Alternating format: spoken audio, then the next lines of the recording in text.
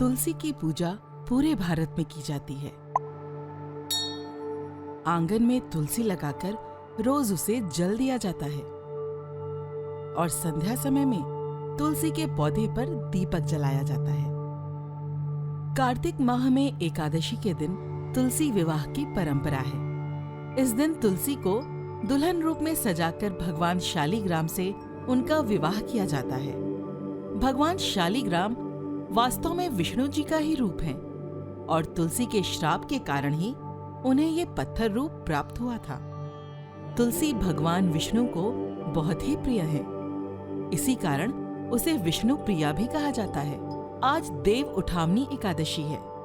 कहा जाता है कि 4 महीने की सुप्तावस्था के बाद जब भगवान विष्णु उठते हैं तो सबसे पहले तुलसी ही अर्पित की जाती है। बिना तुलसी के विष्णु जी कोई भोग स्वीकार नहीं करते। तुलसी आखिर विष्णु जी को इतनी प्रिय क्यों है?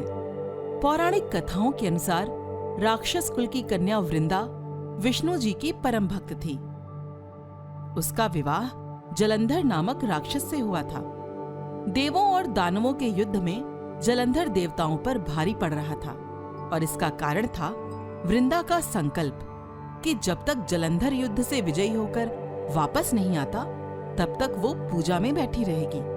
ऐसे में सभी देवताओं ने विष्णु जी से मदद मांगी। विष्णु जी वृंदा की भक्ति से प्रसन्न थे, पर देवताओं की करुण पुकार सुनकर उन्होंने मदद का वचन दे दिया। भगवान विष्णु ने वृंदा के संकल्प को भंग करने के लिए स्वांग रचा और जलंधर का रूप धरकर उसके पास चले गए। पति को सामने देखकर वृंदा उसका स्वागत करने के लिए उठ खड़ी हुई और पति रूप में खड़े विष्णु जी के पांव छू लिए। ऐसा करते ही वृंदा का संकल्प भंग हो गया और जलंधर का सुरक्षा कवच भी। देवताओं ने जलंधर का सिर काट दिया और वो उड़कर सीधा वृंदा के पास आकर गिरा।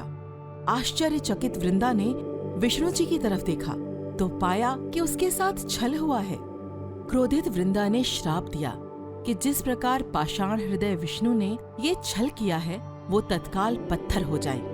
वृंदा के तप का तेज इतना अधिक था कि भगवान विष्णु तुरंत पत्थर में बदल गए। हर तरफ हाहाकार मच गया।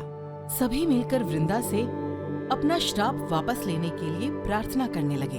वृंदा ने श्राप वापस ले लिया, पर अपने इस छल के लिए विष्णु को राम अवतार में रावण के छल का सामना करना पड़ा और वृंदा की तरह ही विरह में जलना पड़ा। वृंदा अपने पति के साथ सती हो गई। जहां वो सती हुई वहां एक पौधा उगाया जिसे विष्णु जी ने तुलसी का नाम दिया और घोषणा की कि तुलसी के बिना मेरी पूजा भी स्वीकार नहीं होगी और जो भी तुलसी विवाह करेगा उसका हर तरह से कल्याण होगा। तभी से भगवान शालिग्राम के साथ तुलसी विवाह की परंपरा चली आ रही है। वृंदा की ये कथा इस बात का उदाहरण है कि भगवान खुद से ज्यादा अपने भक्त के सम्मान की लाज रखते हैं। तुलसी विवाह में एक आम लड़की के विवाह की तरह सब कुछ पारंपरिक रीति रिवाजों के साथ निभाया जाता है। तुलसी के पौधे को दुल्हन की तरह सजाया जाता है और भगवान शालिग्राम को दूल्हे की तरह। बारात निकलती है, द्वारचार होता है और भोज का आयोजन होता है। भांवर पड़ती है और तुलसी की विदाई भी होती है। पेड़ पौधों को सम्मान से संभाल कर रखना हमारी जिम्मेदारी है। उन्हें धर्म और अध्यात्म से शायद इसीलिए ही जोड़ा गया है कि हम इनकी कद्र कर सकें। तुलसी विवाह जैसे अनुष्ठानों से हो सकता है आपका नाता ना हो, पर तुलसी की खूबियों से आप जुड़े रहें। इस कामना के साथ रिवॉल्यूशन देशभक्त हिंदुस्तानी की ओर से आप सभी को तुलसी विवाह की हार्दिक शुभकामनाएं।